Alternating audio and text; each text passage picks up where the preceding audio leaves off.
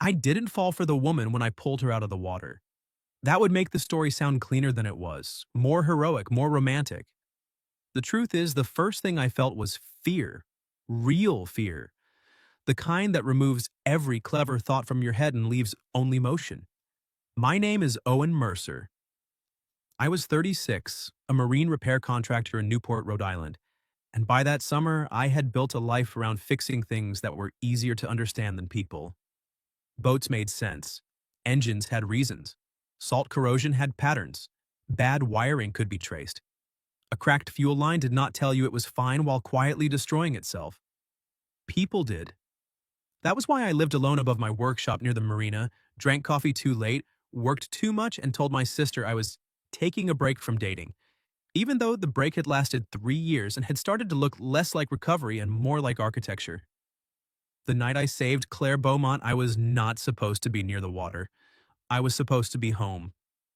I had finished a repair on a client's old sailboat, locked the shop, and was walking toward my truck when I heard shouting from the far end of the marina. Not laughter, not drunk noise. Shouting. There was a charity dinner happening that night at the yacht club. Black dresses, linen jackets, champagne. People who said summer house like it was a medical condition. I had avoided the whole thing because I liked my evenings without auction speeches and men asking if I could take a quick look at a boat problem for free. But the sound came again, sharper. Then someone yelled, "She's in the water!" I ran.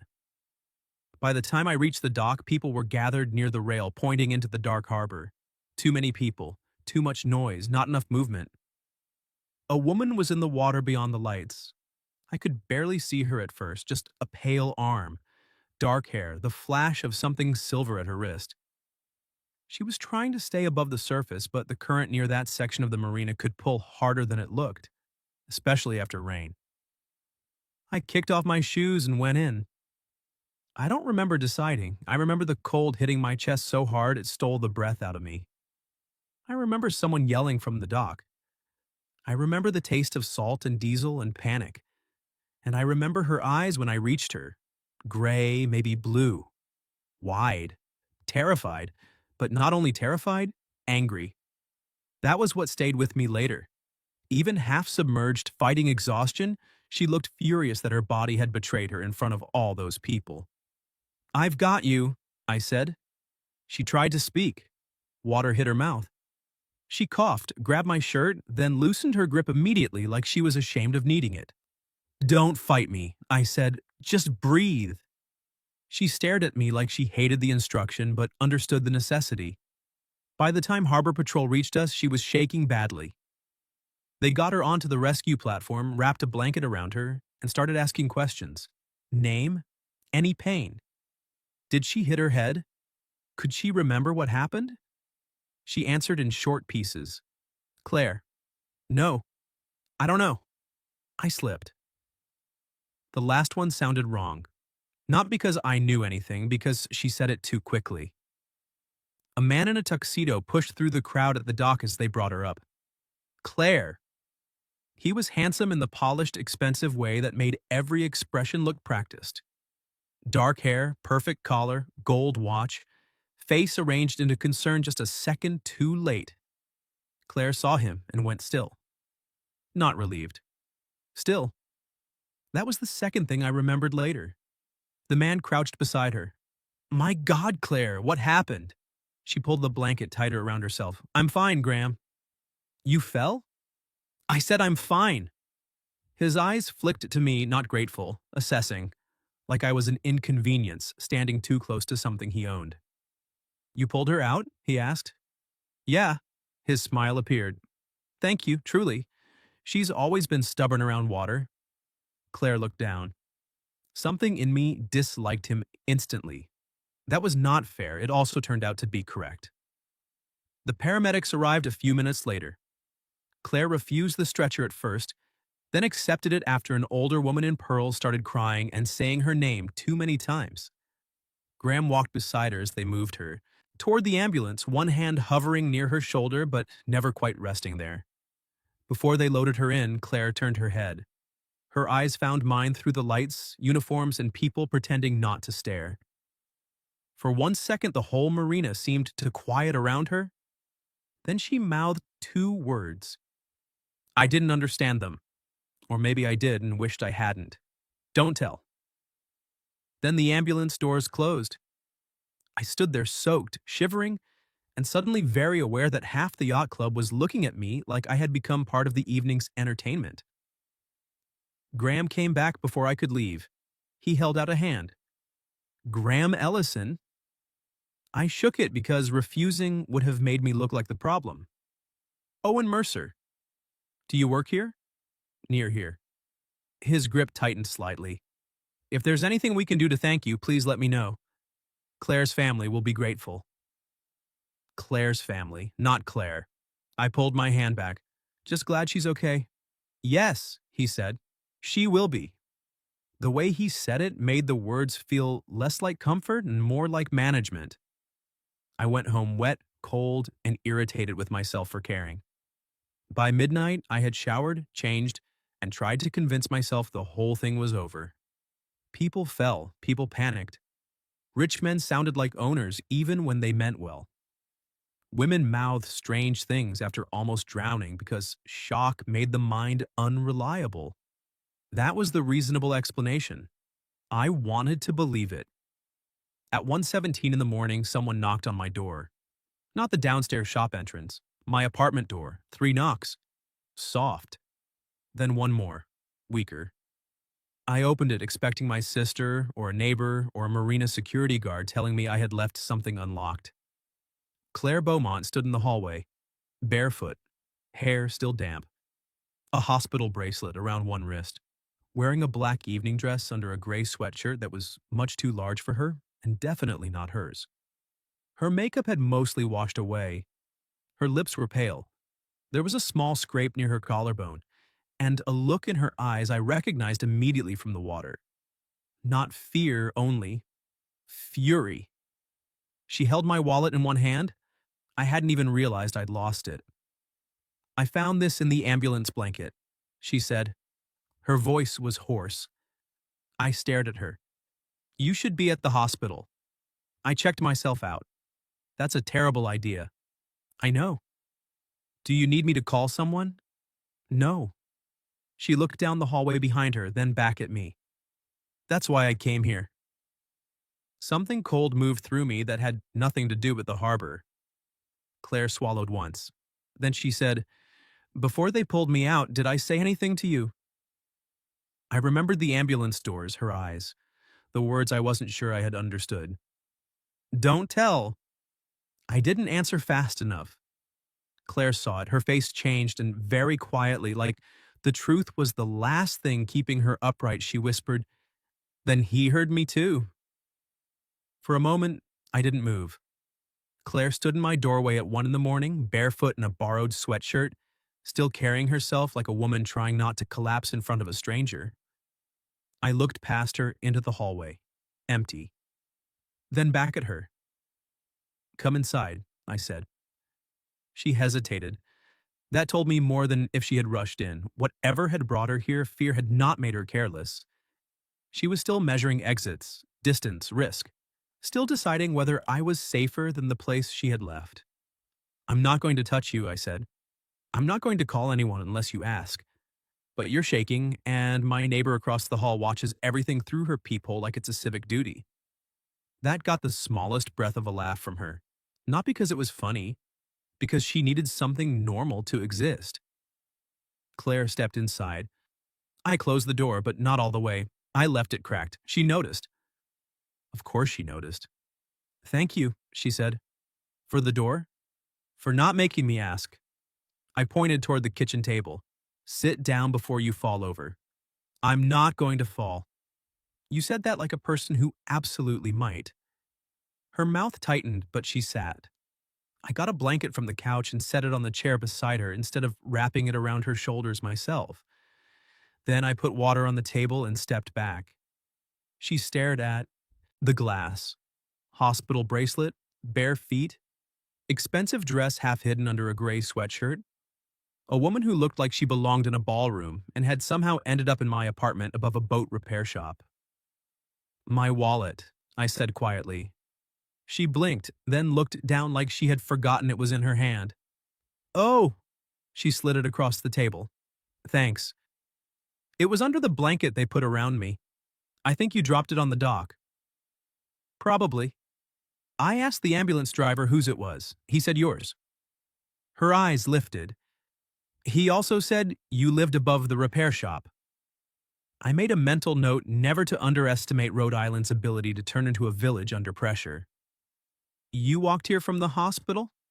Not all the way. I got a ride part way. With who? She looked away. That answer was enough. I sat across from her, leaving the table between us. Claire. She closed her eyes when I said her name.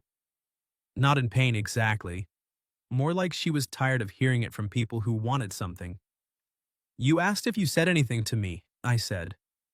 Her fingers tightened in the blanket. You mouthed something before they closed the ambulance doors. Her eyes opened. What? Don't tell. Her face lost what little color it had left. So, he did hear. Who? She looked at the door. Not dramatically, instinctively. Graham. The name sat there like a third person in the room. I kept my voice even. What wasn't I supposed to tell? Claire looked at me for a long time, and I could see the war happening behind her eyes. Trust the stranger who pulled her from the water. Trust no one. Say it and make it real. Stay silent and survive one more night. Finally, she said, I didn't slip.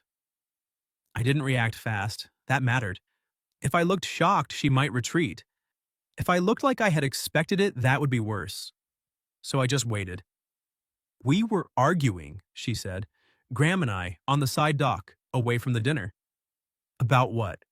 Her laugh was thin and humorless. My life mostly. I said nothing. She looked down at the hospital bracelet. My father died 18 months ago. He left most of his voting shares in the Beaumont Harbor Trust to me. Graham has been helping my mother manage the foundation, the yacht club board, the charity events. All the things that sound harmless until you realize every dinner comes with paperwork. Graham is your fiancé? Was. That word mattered. Was. I ended it tonight, she said. There it was. Not loud, not theatrical.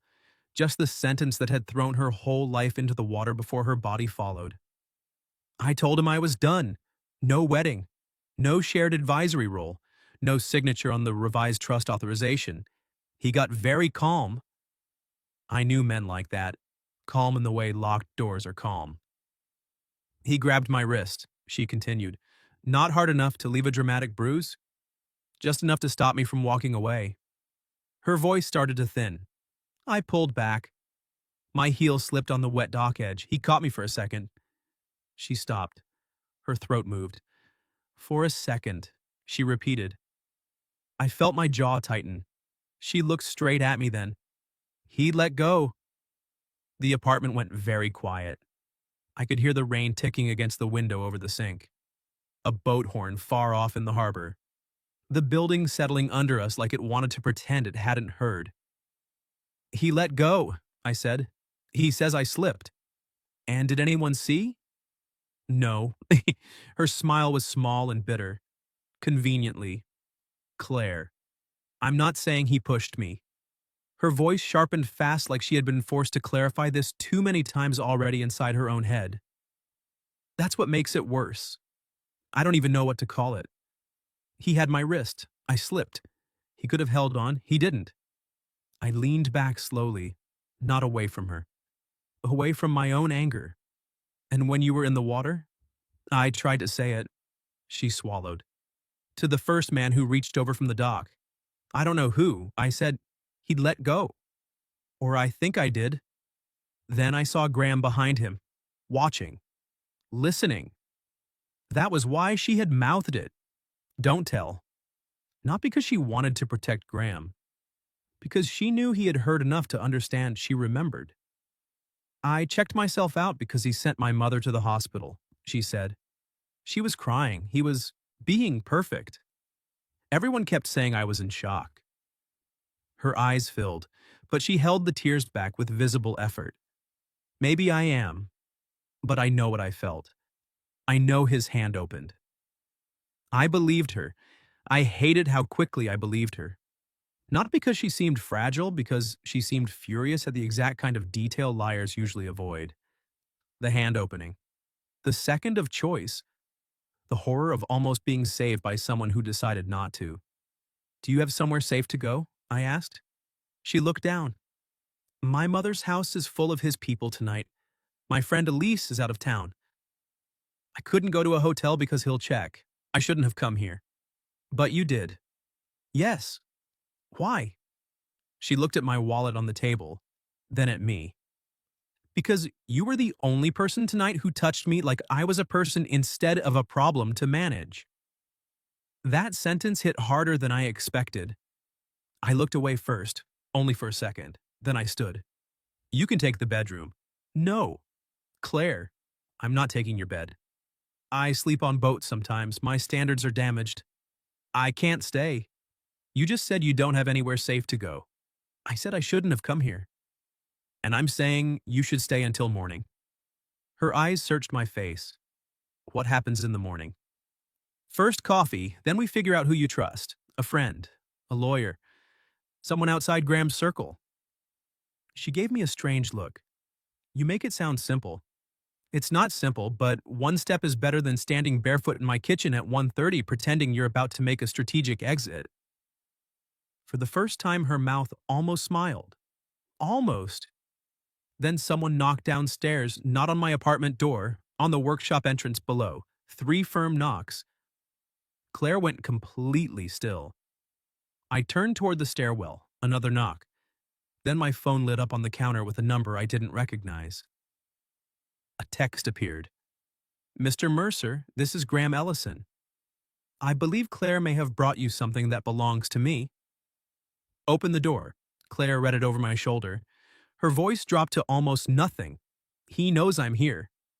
I looked at the text, then at Claire. She had gone so still it made the whole room feel dangerous. Not panicked, not frantic. Still. Like some part of her had learned that movement gave people something to grab. Another knock came from downstairs, harder this time. Claire, Graham called from below. How I know you're here? Her hand went to the hospital bracelet around her wrist. I stepped away from the kitchen window and picked up my phone. You don't have to answer him, I said. He'll make this ugly. It's already ugly. He just wants to control the lighting. That made her look at me, only for half a second, but enough. I opened the security camera app for the shop. The feed loaded slowly, then showed Graham standing under the yellow light outside my workshop entrance, still in his tuxedo shirt, bow tie undone, one hand on the doorframe like he owned the building. He looked calm. That was worse than if he had looked drunk or angry. Calm men at 1:30 in the morning are either lost or dangerous. Graham looked directly into the camera, then my phone buzzed again. Claire is confused and frightened. Open the door before this becomes a problem for you. Claire read it from where she stood behind me. Her face tightened. See? No, I said. I see a man making threats in writing. I took a screenshot, then another. She stared at my phone like the idea had not occurred to her. Don't delete anything, I said. I wasn't going to. I mean anything. Texts, calls, voicemails, anything from him, your mother, anyone who suddenly wants to know where you are. She swallowed once. You sound like you've done this before. I've repaired boats for divorcing couples. I looked back at the camera feed. People are very creative when they think property is involved. That was when something crossed her face. Property. Not fear this time. Recognition. What? I asked. She looked toward the gray sweatshirt she was wearing, then down at herself like she had forgotten the dress underneath. I signed nothing tonight, she said. Okay. No, you don't understand. Her voice sharpened, coming alive with the first clear thread of strategy I had seen in her. The revised trust authorization. He wanted my signature before the charity board meeting tomorrow. I refused. Then we argued on the dock. And? And he told my mother I was overwhelmed, emotional, unstable since my father died. She looked at the workshop camera feed. If he makes tonight look like I had some kind of breakdown, he gets the signature delayed, or challenged, or routed through my mother's advisory vote while I'm being protected. There it was. Not just a bad fiance with paperwork. Graham knocked again. Claire, he called, voice controlled but louder now. This is embarrassing. Come downstairs. The word hit her. Embarrassing. I saw it land exactly where he meant it to, so I said, no. She looked at me. What? You're not going downstairs to prove you're not embarrassing. He'll wake the neighbors. My neighbors have survived boat engines at 6 in the morning. They'll adapt. I pressed record on the security feed, then I opened the window above the alley just enough for my voice to carry down. Graham, I called. He looked up immediately. His expression changed when he saw me, not much.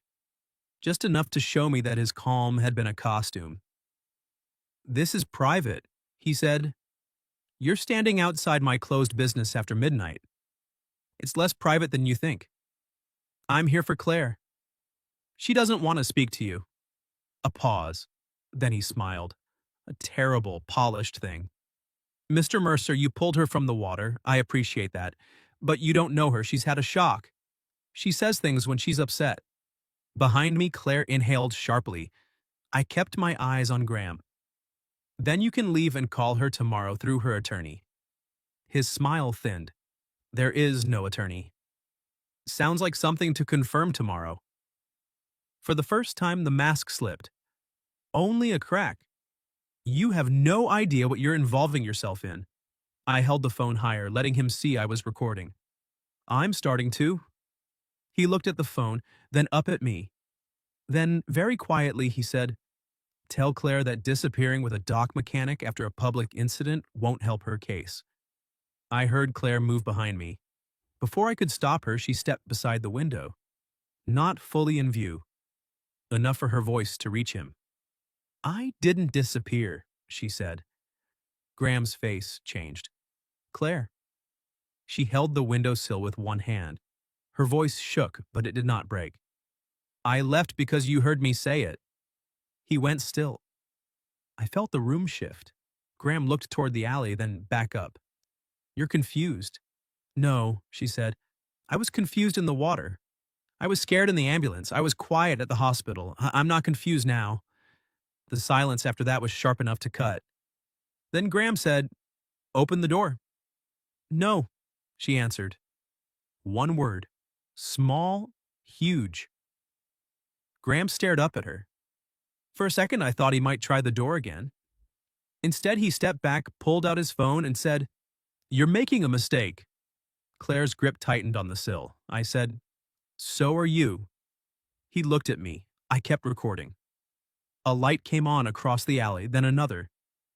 My neighbor, Mrs. Alvarez, opened her second-floor window and leaned out wearing a robe and the expression of a woman who had waited her whole life to participate in a situation. Owen, she called. Do you need me to call the police? Graham looked up at her, then at the camera over the shop door, then at me. The calculation happened visibly. He put his phone away. This isn't over, he said. No, Claire said almost too softly for him to hear. It isn't. Graham walked back toward the street. I kept the camera recording until he turned the corner. Then I closed the window. Claire stood there for 1 second. 2. Then her knees gave a little. I caught the chair, not her, pushing it closer so she could sit without making it feel like a collapse. She sat. Then she covered her face. Not crying loudly, just breathing through whatever it had cost her to say no. I saved the video file 3 different ways before I said anything. Phone, cloud, email. When I looked back, Claire was watching me. You believed me before you had proof, she said. I had proof. What proof? You came here barefoot after checking yourself out of a hospital, and the man you were afraid of showed up at my door calling you confused before asking a single question about whether you were okay. Her face changed, like she had been waiting all night for the obvious thing, to sound obvious to someone else. Then my phone buzzed again. Not Graham this time. Unknown number. A voicemail arrived. Claire stared at it. I played it on speaker only after she nodded. A woman's trembling voice filled my kitchen. Claire, sweetheart, Graham says you're with the man from the marina. Please come home. The board is already asking questions. We can fix this quietly if you just stop making it worse. Claire closed her eyes. That's my mother. The word quietly hung there, heavy, familiar. I stopped the voicemail. Claire opened her eyes and the fury was back. Not frantic, focused. He's already moving, she said. Then we move first. She looked at me. How? You said your friend Elise is out of town. Does she answer at 2 in the morning? If it matters. It matters? Claire picked up her phone with both hands. This time, they weren't shaking. Not much. She called Elise. And while the phone rang, while the harbor wind rattled the window, and the saved video sat like evidence on my screen, Claire looked at me and whispered, I need you to hear this too. So I can't let them tell me later I imagined it. Elise answered on the 4th ring. Not sleepy. Alert. That told me Claire had chosen well. Claire? A woman's voice said. Where are you? Claire put the phone on speaker and set it on the table between us. I'm safe, she said. A pause. With Graham? No. Another pause. This one was sharper. Good, Elise said. Claire closed her eyes for half a second. That single word did more than comfort her. It confirmed something she had probably been afraid to know. You believe me? Claire asked. I believed you before you called, Elise said. Your mother texted me saying you were not yourself, and Graham was handling the situation. That's never how good men describe frightened women. Claire looked at me. I stayed quiet. Elise continued. Where are you? Claire glanced at me once before answering. With Owen Mercer, the man from the marina. Did he hurt you? No. Did he pressure you? No. Do you want him in the room while we talk? Claire looked directly at me. Yes, she said. That word landed differently than it had any right to. Elise exhaled. Okay, then here's what we do. You do not go to your mother's house. You do not call Graham. You do not sign anything. You take photos of your wrist, your scrape, the hospital bracelet, your dress, your shoes, everything. Owen, are you recording this? I can, I said. Do it. I started an audio recording on my phone and placed it beside Claire's. Elise's voice changed, becoming colder and more precise. Claire, say only what you know. Not what you fear, not what you think people will believe. What you know. Claire's face went pale again, but this time she did not look away. I know I ended the engagement on the dock, she said. I know Graham grabbed my wrist when I tried to leave. I know I slipped. I know for 1 second he had me. I felt his hand on my wrist. Her voice cracked, then steadied.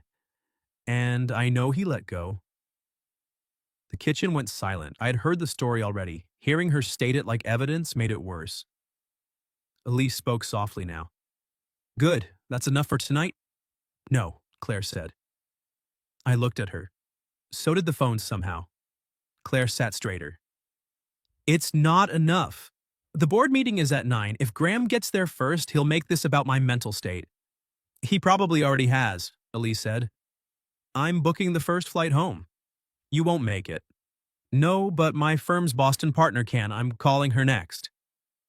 Claire looked exhausted, but something fierce had returned to her eyes. I want to go to the board meeting. No, Elise said immediately. Elise, no, not alone. Not unprepared. Not barefoot from a hospital. Claire almost smiled at that. Almost. Then she looked at me. Owen has the video. Elise went quiet. What video? I explained. Graham at the shop, the texts, the threats, Claire refusing to come down, my neighbor offering to call the police, Graham leaving only after he saw the camera. When I finished, Elise said, Save it in 3 places. Already did, Good, I like you. Claire looked at me for one brief second. For some reason, that mattered more than it should have. By 3 in the morning, my apartment had turned into the least glamorous crisis office in Rhode Island. Claire changed into my cleanest sweatshirt and a pair of drawstring pants I had never seen look that expensive. She photographed the red mark on her wrist under the kitchen light. I brewed coffee neither of us finished. Elise texted contact information for a lawyer named Diana Marsh, who called at 4:10 with the voice of a woman who had already decided sleep was optional when evidence was available. At 6:30, Diana arrived. She was small, gray-haired, and terrifying in flat shoes. She listened to Claire without interrupting, reviewed the texts, watched the video twice, asked questions that made no room for drama. Then she said, "We are not proving attempted murder this morning." Claire flinched. Diana held up one hand. "We are proving coercion, unsafe contact, and a conflict of interest around trust paperwork. That is enough to stop a board vote today. Criminal questions come after medical documentation and a formal statement." I respected her immediately. She looked at me. "You're the witness?" "I guess." "You guess in social situations, not in affidavits." "Yes," I said. "I'm the witness." "Better." Claire's mouth twitched. At 8:50, we walked into the Beaumont Harbor Trust boardroom. Not through the back, through the front. Claire wore my sweatshirt under her coat, hospital bracelet still on her wrist, hair tied back, face pale but upright. Diana walked on one side. I walked half a step behind because this was not my entrance to Owen. The boardroom went silent. Graham was already there.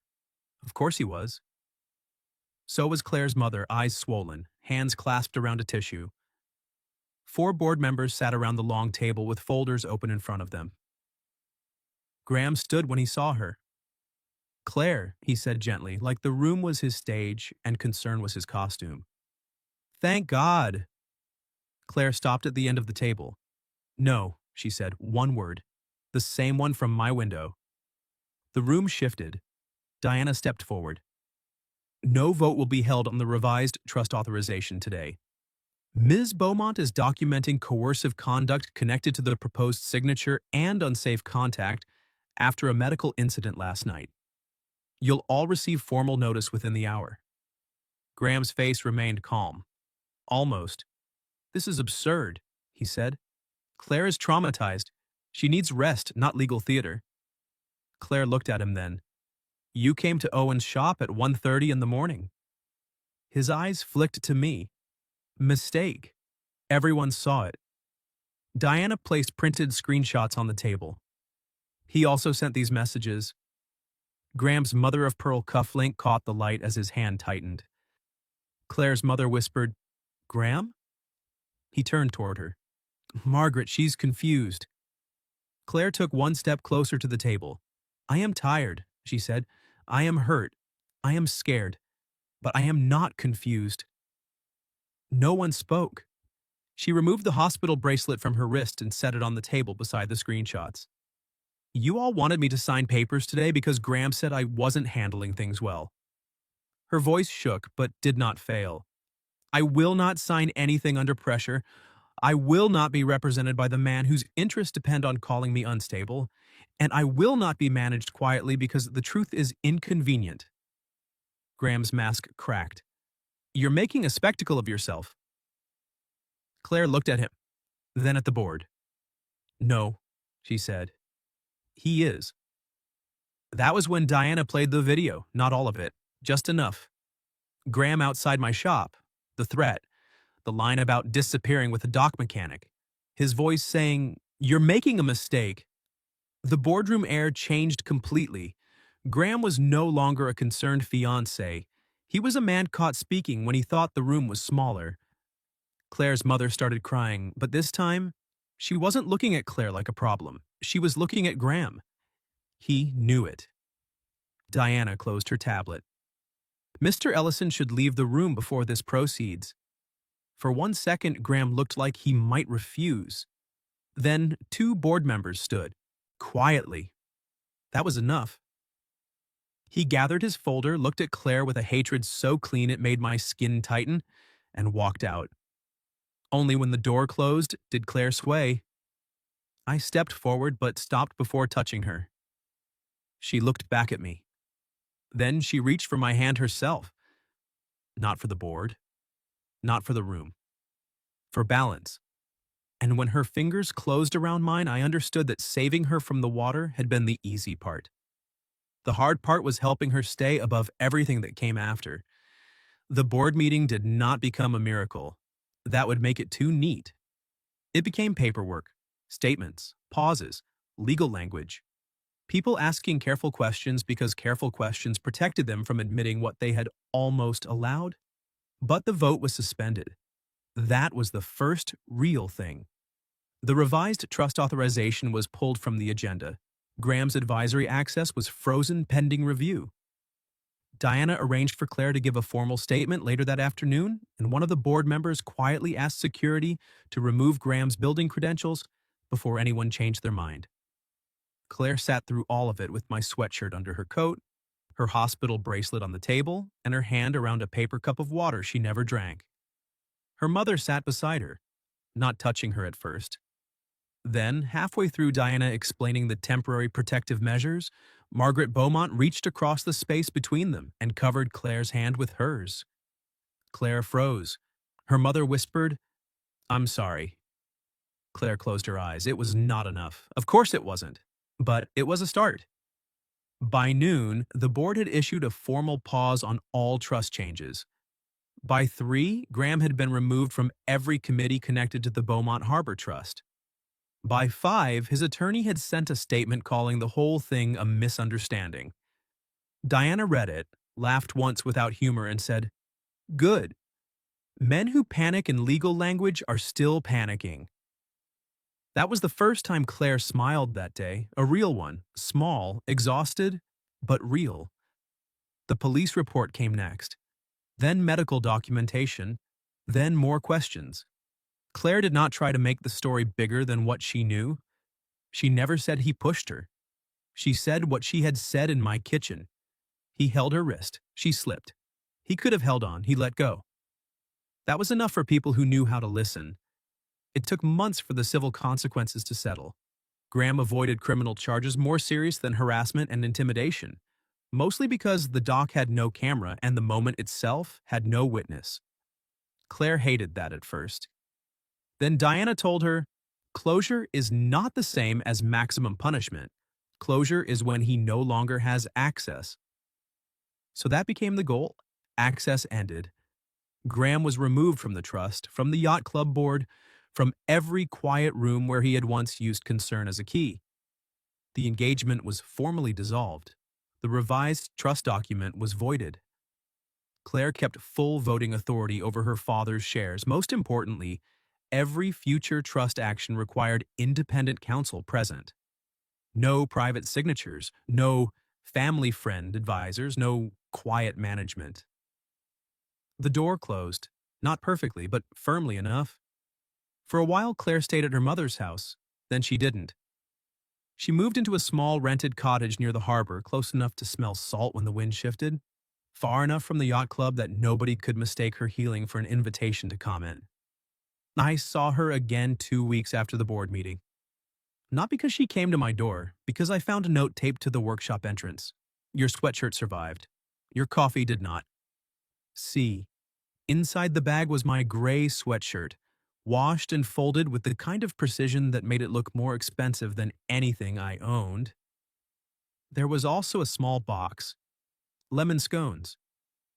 I took one bite and understood immediately that rich people had been wasting money on the wrong charity events. Claire came by the next afternoon, this time wearing jeans, a white sweater, and shoes. That detail mattered. She stood in my shop doorway looking at the half-repaired engine on the stand. "You really do fix boats," she said. "I maintain the illusion professionally." She walked closer, careful not to touch anything greasy. I wanted to say thank you without legal witnesses. "You already said thank you." "No." Her eyes found mine. "I thanked you for pulling me out of the water. I didn't thank you for believing me when I had no clean proof. I set down the wrench. You had enough. For you. Yes. She looked away. For a second, I thought she might cry. Instead, she looked back and said, Would you walk with me? So, we walked. Along the marina in daylight this time. No black water, no shouting, no tuxedos. Just boats knocking gently against their lines and gulls screaming like unpaid critics. We did not fall in love quickly. That matters. I did not become her rescuer. She would have hated that. I would have hated myself eventually. For months, we were careful. Coffee after legal appointments, walks after therapy sessions, repairs on her late father's old sailboat, which she insisted she wanted to learn herself. The first time she stepped onto a dock again, her hands shook so hard she cursed at them. I stood beside her and said nothing. She looked at me and said, You're being very quiet. You told me once that people manage you when they're afraid. Her mouth softened. Then she took one more step. That was how Claire came back to herself, one step at a time. A year later, the Beaumont Harbor Trust launched a small maritime apprenticeship program for local kids who couldn't afford sailing lessons or trade training. Claire built it herself, not as charity decoration, as something useful.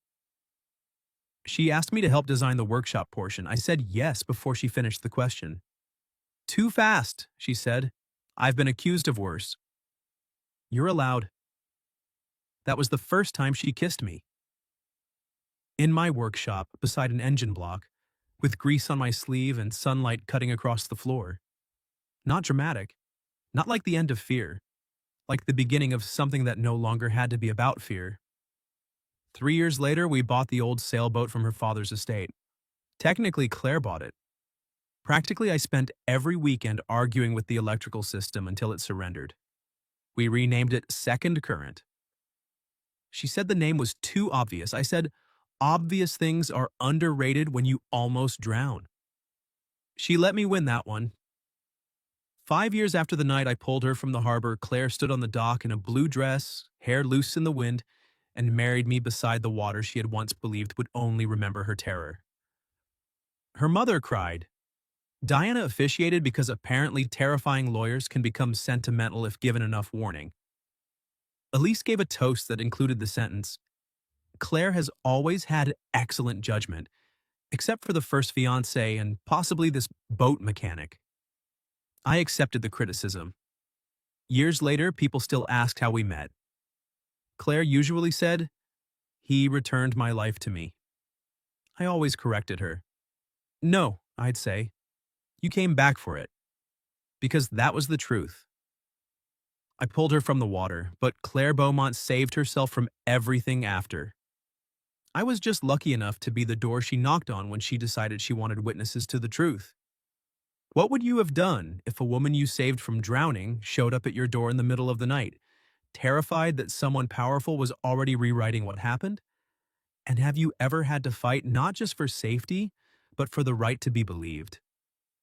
Tell me your story in the comments. If you like this one, leave a like, subscribe, and I'll see you in the next video.